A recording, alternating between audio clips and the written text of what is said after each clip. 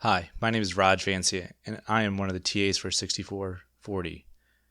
In my day job, I am a center applications analyst working on biomedical device integration with EMRs. The company that I work for is called Universal Health Services, or UHS. We are a Fortune 500 company that owns and operates 26 acute care hospitals across America. And one of our flagship hospitals include George Washington University in DC. For today's lesson, we will be surveying various biomedical device integration technologies with EMRs. We will see what advantages it has for clinicians and how interoperability can lead to improved workflows. I'll also go over some ways that we can use this data that these devices send to aid in decision support. And we will also look at the future of device integration and how FHIR can be utilized. Also, please note, all data and images within this presentation do not contain real patient information. Biomedical device integration, or BMDI for short, is used for capturing data from medical devices and making it available to be used in the EMR. This greatly improves the documentation of vital signs for the clinician. Such devices that can be integrated include ventilators, physiological monitors, and infusion pumps, just to name a few. Many of these technologies were actually available before the Internet of Things became mainstream. These edge devices connect over the hospital's network, and the data is transmitted into a server where it can then be consumed by various applications, such as the EMR. The technology utilized is a publish-subscribe methodology. You can think of it as the devices are the data producers, and the applications, such as EMR, are the data consumers. If you're not familiar with BMDI integration, I'll give you a simple scenario. Think about an anesthesiologist during a surgical case. They have to not only manage the state of the patient and monitor the patient's vital signs, but they also have to document the vital signs for legal and billing reasons. With the help of biomedical integration, we can capture the data that is being measured by these various devices and greatly improve the workflow for the clinician by automatically documenting these vital signs for them. For example, devices such as anesthesia ventilators measure how much anesthetic gases, such as desflurane or sevoflurane, are inhaled. Additionally, there can be cardiac output devices that measure stroke volume or the volume of blood pumped from the left ventricle. And there could also be physiological monitors that measure vital signs such as non-invasive and invasive blood pressures, SpO2, and heart rate. You see on the left, there's a clinician hooked up to a BIS monitor. This actually measures the level of consciousness of that patient, and this helps to gauge how sedated that patient is. You can see the wide range of devices and all the different vital signs that are being captured. Just imagine being an anesthesiologist and having to look at all these various devices. There are so many different device screens that it's hard to consolidate in your mind the current state of that patient. Now, with the help of BMDI integration, this data comes into the electronic record automatically, reducing the time needed to chart and any errors in documentation. This also gives a consolidated view of all the data that all these various devices output into one simple document so that the physician can see all the different trending data. Now that the data is being captured near real time, there's a natural progression to then perform analytics and predictive analysis on these vital signs data, which we'll get into later. As you have seen within the class, interoperability is a big issue within the medical field. The same goes for device integration. If you've ever been to a hospital, you probably saw a wide range of medical devices from various vendors that perform different functions. Each of these vendors have a different way of sending data. There really is no agreed upon standard for sending these vital signs data. HL7 is widely used, but that is not always the case for all the devices. This interoperability issue not only includes the messaging standard for the devices, it also includes how the devices are actually connected to the hospital network. Most devices are not wireless, and they do not have a direct Ethernet connection to connect to the network. Many utilize serial connectivity, so there has to be custom adapters, as seen in this picture below, that translates these serial data into a format that can be sent over the network. Here's the high-level architecture for Cerner's device integration. The main CareWare services is basically a message broker that captures data near real time from these devices. You kind of think of it as a post office where devices publish data to this message broker and applications subscribe to that device so that it can consume and display that data in near real time. In order to overcome the interoperability problem, there are drivers that translate all these types of different message formats into a standard format that Cerner consumes, such as HL7. However, one of the limitations is that there has to be a custom driver developed. Many devices do not have that, and it does cost quite a substantial amount of money to develop one. In the blue, you can see the various Cerner applications that are subscribed to this vital signs data.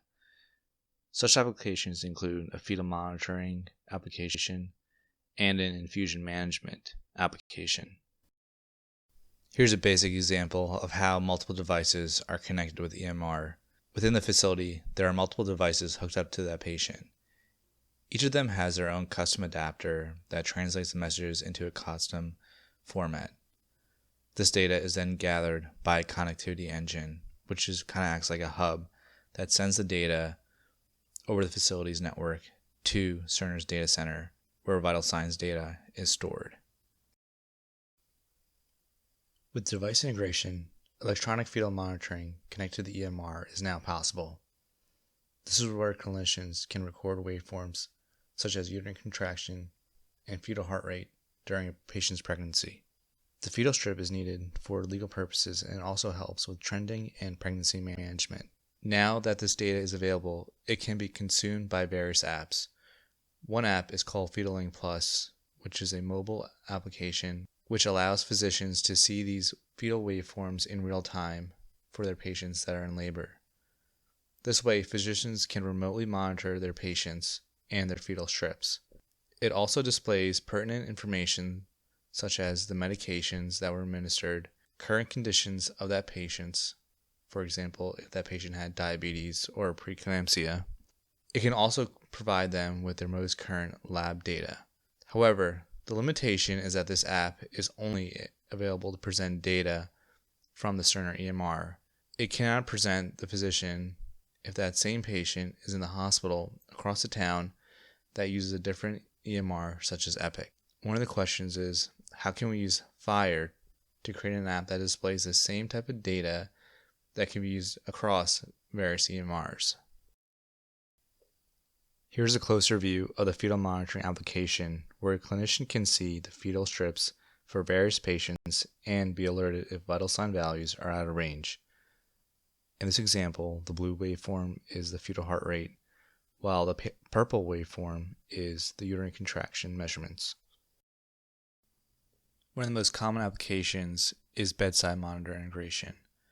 This can be used to capture routine vital signs data, such as oxygen saturation, heart rate, and blood pressure.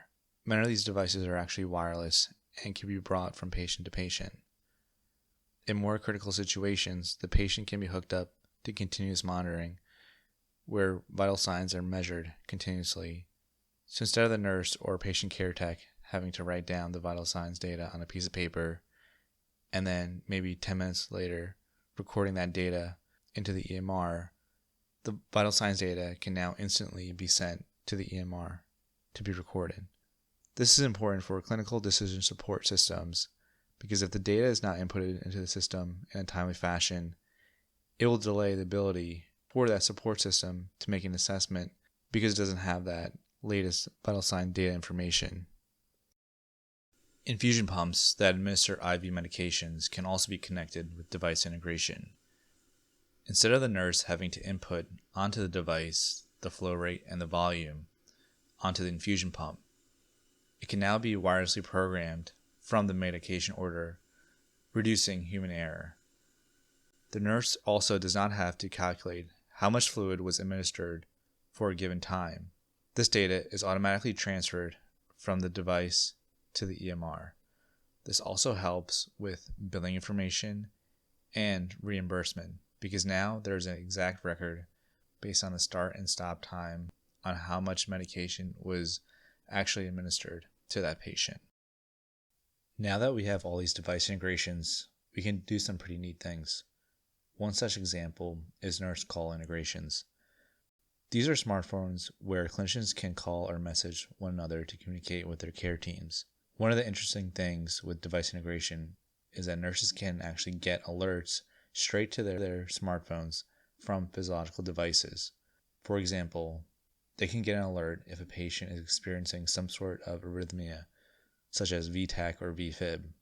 This way, the data is brought to the clinician instantly through an alert, even if they're not near their patient's monitor. Clinicians can take the appropriate action as fast as possible. Now that the vital signs data is available in the EMR near real time, it can be used to aid in clinical decision support tools. One such tool includes a sepsis alerting algorithm. With a combination of lab and vital signs data, this algorithm is continually calculating the sepsis score in the back end to check for organ failure or systemic inflammatory response for that patient. It will then trigger a clinical decision support window and present it to the user within the Cerner EMR if it determines that patient is developing sepsis. You can see the alert window and the criteria that triggered this alert to fire, which includes the different vital signs data such as increased temperature, respiratory rate, and blood pressure. Another algorithm is called the Modified Early Warning Score. This can also now be automatically calculated now that vital signs data is available within the EMR. The MU score helps clinicians manage high-risk surgical patients so that they can be transferred appropriately to manage their care. This allows resources to be allocated efficiently and reduces delay in care for critically ill patients. On the left, we can see a simple dashboard which lists patients based on their calculated MU scores. So one of the goals is to have apps pull in data from various devices across hospital systems with different EMRs, and also be able to pull in data from personal health devices such as home-based vital signs devices. There are a few avenues that FHIR can help with this goal. One is using FHIR subscriptions, which is a pub-sub type of technology that allows the app to subscribe to a particular observation resource and get updates each time there's a new observation. It can utilize WebSocket technology, so the app does not have to perform any expensive polling request. Devices on FHIR is being developed to create a standard for various types of medical devices out there to use FHIR resources for device integration. They aim to have standards for devices by creating profiles for each different type of medical devices and determine its device metric resource, which is the type of measurement, calculation, or setting capability of that particular medical device. They also aim to profile personal medical devices that can be used at the patient's home. Here are some helpful links if you want to explore more on device integration with EMRs.